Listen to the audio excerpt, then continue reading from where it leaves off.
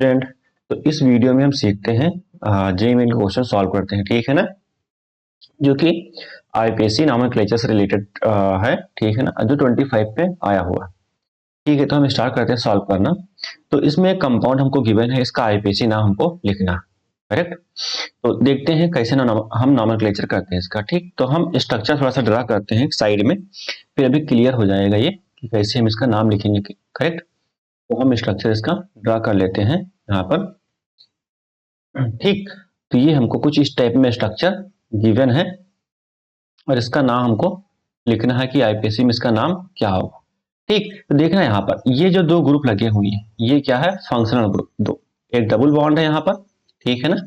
तो एक double bond यहाँ पर और एक OH है। ठीक, तो फंक्शनल ग्रुप यहाँ देखते हैं क्या क्या, एक डबल बॉन्ड है और एक OH ग्रुप है। और ये क्या है, एथिल, ठीक है ना, ये क्या है, एथिल ग्रुप, ठीक है ना, C2H5, ठीक है ना, ये एथिल ग्रुप है।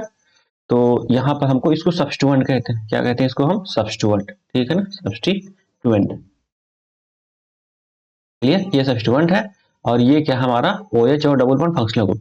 तो जो पीरियोडिक ऑर्डर होता है नॉमेनक्लेचर में, वो फंक्शनल ग्रुप कहते हैं। ठीक, तो ये दो फंक्शनल ग्रुप है, तो इसमें OH को पीरियोडिक देते हैं। ठीक, तो पीरियोडिक ऑर्डर क्या होगा, पीरियोडिक ऑर्डर जो हम लिखेंगे इसका, तो सब फर्स्ट नंबरिंग के लिए, ठीक, तो OH, उसके बाद डबल बॉन्ड, उसके बाद सब्स्टिट्यूएंट, ठीक है ना, सब्स्टिट्यूएंट होगा। क्लियर, तो ये हमको पीरियोडिक ऑर्डर ध्यान रखना है। OH, उसके बाद डबल बॉन्ड, उसके बाद सब्स्टिट्यूएंट नंबरिंग में। ठीक, तो नंबरिंग कहाँ से स्टार्ट करते हैं, OH से। क्लियर, जो पीरियोडिक ऑर्डर है उसी के अकॉर्डिंगली हम इसका नंबरिंग फॉलो करेंगे। तो 1, और इसको देखना ये लोवेस्ट नंबर मिलना चाहिए, ठीक, जो प्रिंसिपल, उसके बाद ये 2 और ये 3 और ये 4, टोटल 5, ये 5 मेंबर की रिंग है। क्लियर, तो रिंग के लिए हम साइक्लो का यूज करते हैं, ठीक है ना। तो कैसे नाम लिखेंगे इसका, हम पहले सबसे पहले लिखते हैं सब्स्टिट्यूएंट, ठीक है ना, पहले नाम लिखेंगे सब्स्टिट्यूएंट का।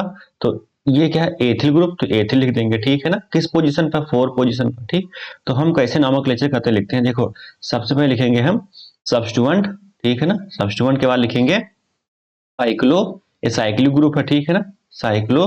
फिर हम लिखेंगे इसमें रूट वर्ड, ठीक है ना, रूट वर्ड।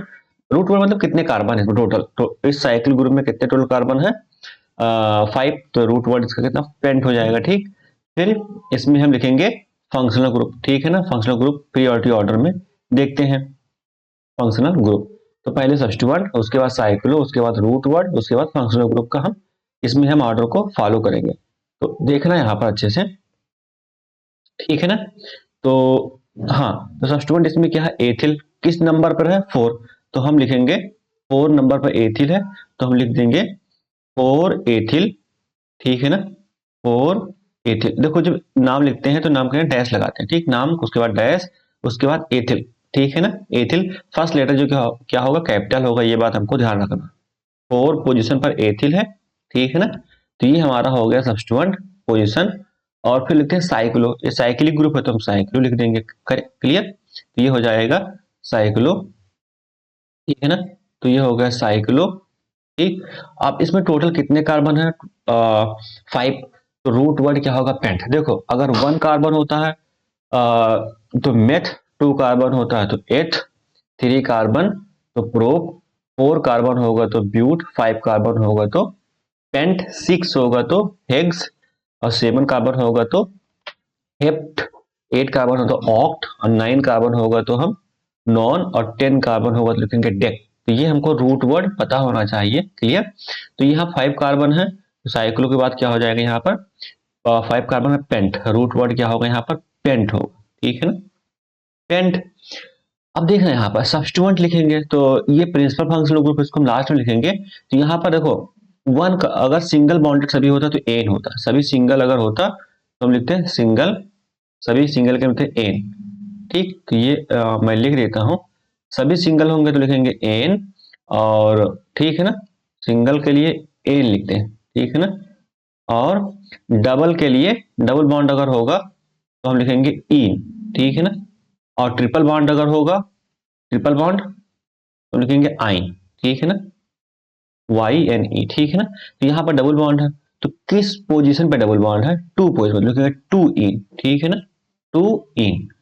देखो ENE होगा लेकिन ये OH एल्कोहल ऑल होगा, इसका जो नाम लिखेंगे तो ऑल लिखेंगे, ओ एच, एल्कोहल ऑल लिखते हैं। तो यहाँ वॉवेल से स्टार्ट होता है, जब भी वॉवेल से स्टार्ट करेंगे तो जो ई होगा लास्ट का उसको ड्रॉप कर देंगे, तो लिखेंगे वन पोजीशन पे है तो वन लिखते हैं या नहीं लिखते हैं, कोई दिक्कत की बात नहीं है, तो वन ऑल भी लिख सकते हैं, ठीक है ना, या फिर सिंपली इन ऑल भी लिख सकते हैं, तो दोनों करेक्ट नाम होगा, ठीक है ना, टू इन वन ऑल या सिंपली टू इन ऑल कह सकते हैं, क्लियर।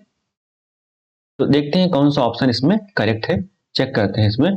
तो four ethyl cyclopent two en one ol या सिंपली इन ऑल कह देंगे हम, ठीक। तो इसमें हम चारों ऑप्शन में देखें तो four ethyl cyclopent two en one ol, मतलब ये नाम को फॉलो किया गया, तो ऑप्शन बी इज करेक्ट होगा, ठीक है ना। तो हम लोगों ने ये क्वेश्चन को सॉल्व कर लिया है, जो कि 25 में आया हुआ क्वेश्चन है, ठीक है ना। तो ये हम लोगों ने आईपीएससी रिलेटेड कुछ मतलब एक कंपाउंड का नामक लेक्चर सीखा है।